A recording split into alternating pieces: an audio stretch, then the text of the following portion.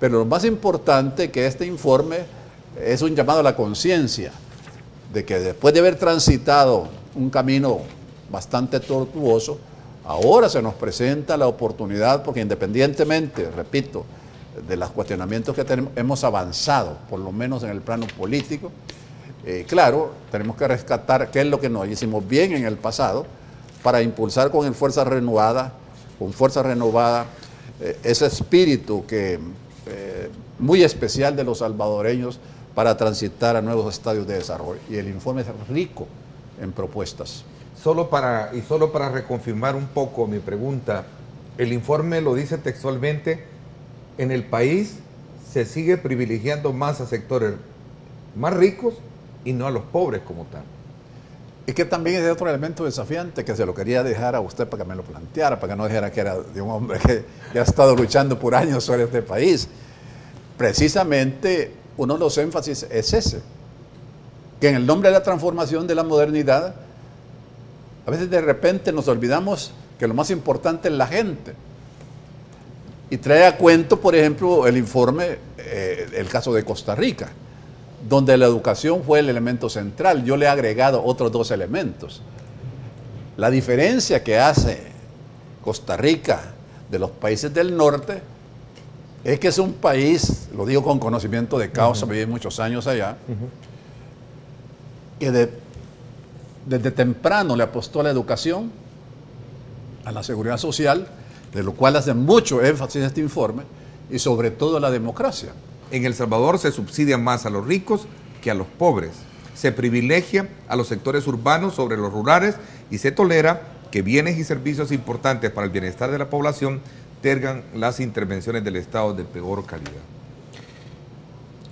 ¿Cuáles son esos privilegios que tienen los sectores más preponderantes de esta economía en materia de subsidio?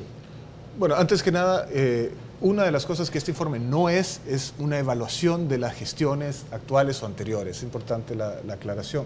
Yo creo que una cifra muy ilustrativa es que el 10% más pobre de El Salvador recibe el 4.2% del total de los subsidios. Y el 10% más rico en El Salvador recibe 11.5% de estos subsidios.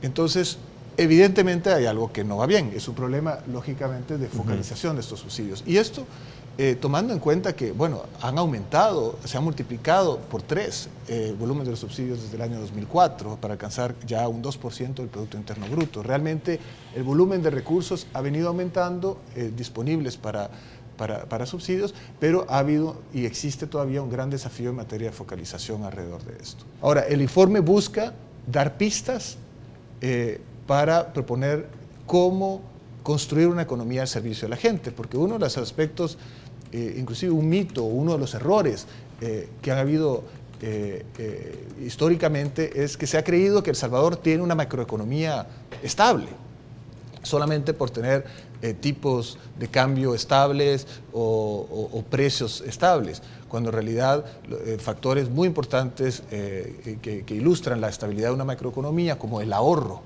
y la inversión, han sido muy bajos. Estamos hablando de 15, 16% respectivamente de tasas de ahorro e inversión, cuando un país próspero tiene normalmente alrededor del 25% de tasas de ahorro e inversión. Entonces, ¿cómo ir orientando políticas públicas que vayan más en esa dirección, que promuevan la producción, que promuevan la inversión, que promuevan el ahorro, en vez de promover el consumo, que es otro de los rubros muy importantes que aborda el informe? El informe plantea una pregunta que creo yo que nunca nos la hemos respondido los salvadoreños. ¿Qué es lo que queremos? ¿Qué país queremos? Y por esa razón, en la parte ya de las propuestas, a mí me llama muchísimo la atención que el informe habla de que hay que ir más allá de un pacto fiscal. El informe habla de un contrato social para financiar el desarrollo. Con esto lo que quiero señalar es que hay que irnos hacia un consenso general de todos los salvadoreños, porque así como se señala el tema de la polarización política, el tema de la inseguridad y la violencia, para citar dos casos, eso es lo que nos atrasa en la implementación de políticas públicas que al final redunden en el beneficio de la población. Y por eso yo creo que lo que aquí hay que hacer es hacer un alto, un basta ya de la polarización política y ponernos los salvadoreños de acuerdo sobre qué tipo de país queremos y cómo debemos impulsar el desarrollo para que al final lo que tengamos sea el mayor bienestar de la población. Pero realmente no hay salida, no puede seguir avanzándose con estos niveles tan bajos de inversión y con estos niveles tan bajos de ahorro. En el tema de los subsidios, sí, doctor, solo esto, en el tema de los subsidios han sido más un problema que una atención propia para la superación de algunos objetivos. ¿El tema de los subsidios? Los subsidios han resuelto algunos problemas, frecuentemente inclusive coyunturales, con los altibajos de los costos de la energía, en fin, del petróleo, y así sucesivamente. Cumplen un propósito fundamental, pero como decíamos anteriormente, no puede seguir ejecutándose esquemas de subsidio. No puede el papá Estado seguir con va a requerir, habiendo una población tan importante marginada, tasas de pobreza de 40%, o sea, hay una necesidad realmente de redireccionar las políticas públicas. Y aquí yo quisiera ahondar en un punto únicamente, que es cómo se mide la pobreza en El Salvador. Y en muchos países todavía se mide en base a ingreso. Y esto ha distorsionado enormemente todas las políticas públicas. Creo que el error fundamental en los años pasados fue descansar excesivamente en las virtudes absolutas del mercado. Aclarando, Ernesto, que yo soy un creyente irredimible del mercado. Pero en el nombre del mercado se cometieron grandes excesos, grandes omisiones, donde el gran ausente fue precisamente la gente. Ahí nuevamente entra el caso de los subsidios, que el informe es bien contundente. La mayor parte de los subsidios son perversos porque van a favorecer, como decía Richard, no lo dijo en esos términos, a la gente que no lo necesita. ¿Cuántas veces, Ernesto, yo le he dicho acá con el bendito subsidio del gas?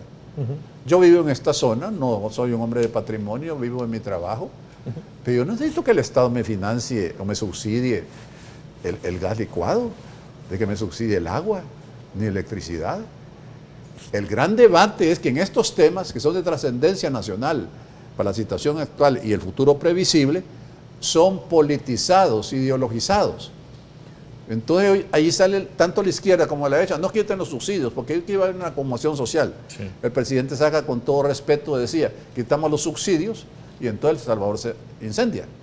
Hay pobreza, hay necesidades, pero también esas necesidades no se cubren y no se alcanza el desarrollo si el país no mueve la rueda productiva y no logra producir y desarrollar su economía.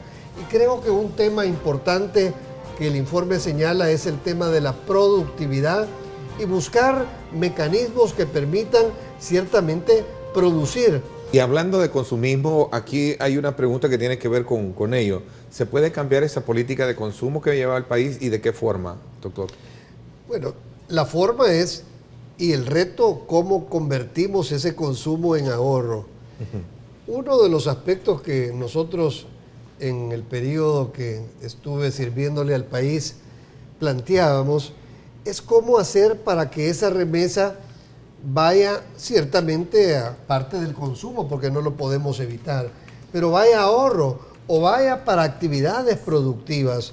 ¿Cómo podemos generar que esos receptores de remesa ahorren para el mañana o ahorren para crear su propio negocio, microempresa, que ciertamente no lo podría hacer solo con una remesa, pero si esa remesa es la base para un crédito productivo, creo que pudiéramos ir utilizando ese recurso para proyectos de largo plazo y salidas de oportunidades de la población.